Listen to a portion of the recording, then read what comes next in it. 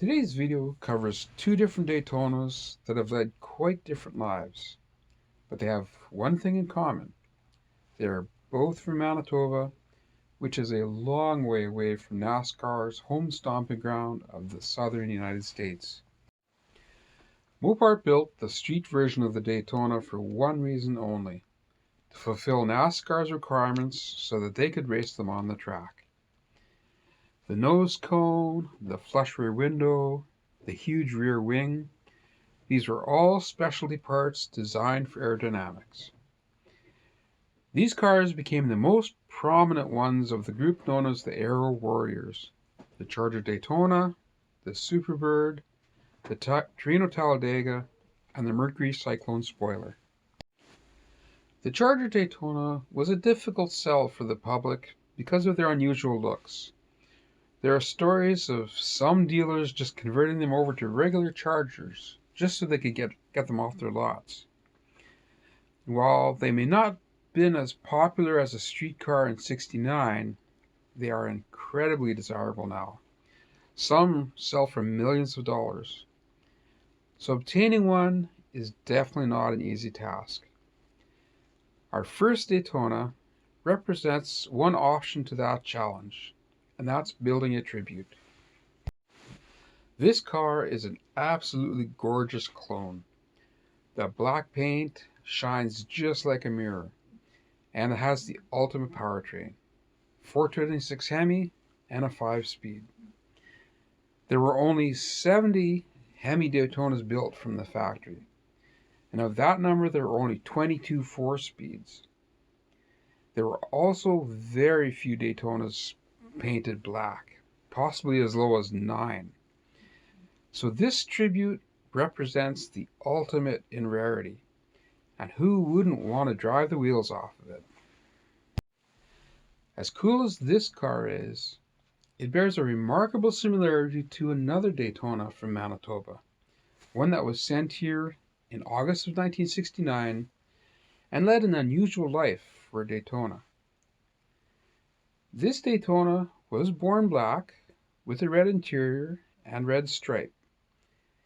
It was equipped with the 440 and the 4-speed and had the Super Track Pack, which was the 410 Dana with sure grip.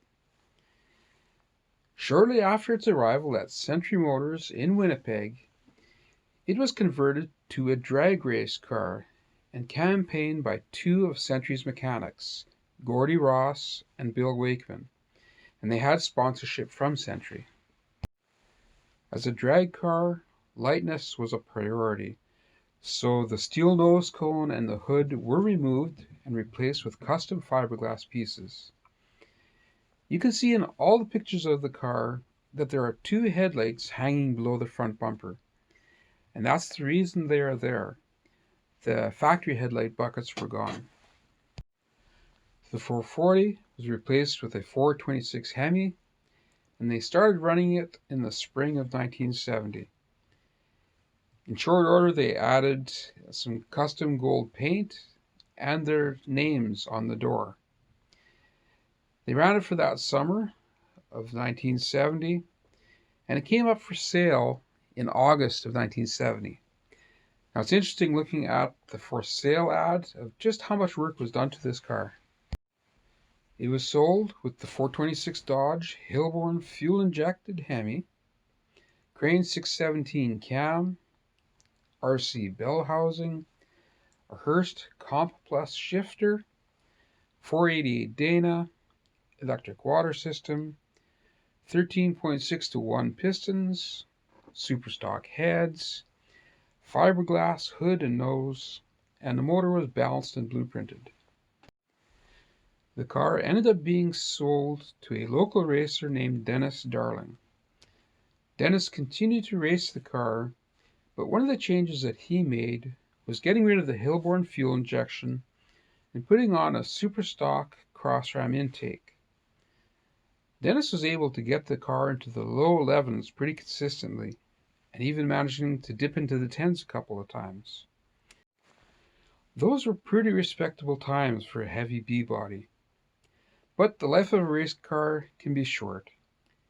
So sometime in the fall or winter of 72-73, Dennis pulled the Hemi, the 4-speed, and the Dana, and he sold the car as a roller. By the spring of 1973, the car showed up in the newspaper, now with a 383 and a torque flight, and still had less than 1,000 miles on it, due to it being a race car from day one. From there, it pretty much just led the life of a regular street car. That is, until the 383 started acting up. While the car was sitting at the shop, waiting for the 383 to get repaired, someone backed into the fiberglass nose cone and smashed it. And that just kind of ended the love story with the car for the owner. It was taken home and parked in a barn, and that's where it stayed until Jim McCauley came along in 1990. Now, Jim was already a Daytona owner, and he had come from Missouri all the way to Winnipeg to display his car in an ISCA car show. Now, after setting up, a young man approached him and told him that a family member had a car just like his. Now, Jim followed up that lead, and look what he found in the barn. At this point, this car still only had 15,000 miles on it. Now, it took a few years, but Jim restored the car back to factory specs, and he debuted it at the 2009 World of Wheels show in Winnipeg, which is what he had promised when he first purchased the car. In this way, a lot of the people who knew the car got to see it again. It was a real full circle moment for this car. One of the people that got to see it was Dennis Darling. There's no question that this Daytona has led an unusual life. Certainly nothing like the Speedway heritage would suggest. This car now has the distinction of being the only black Daytona with a red interior and red stripe in Galen Govier's registry.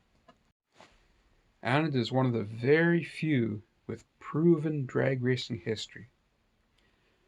So while Winnipeg may not be on everybody's radar, it has been home to some pretty cool Mopar machinery, and it still is today. All you have to do is look through my videos to see that. I hope you enjoyed viewing these two winged Mopars. Please come back, I'll have a lot more for you. Until then, we will see you next time.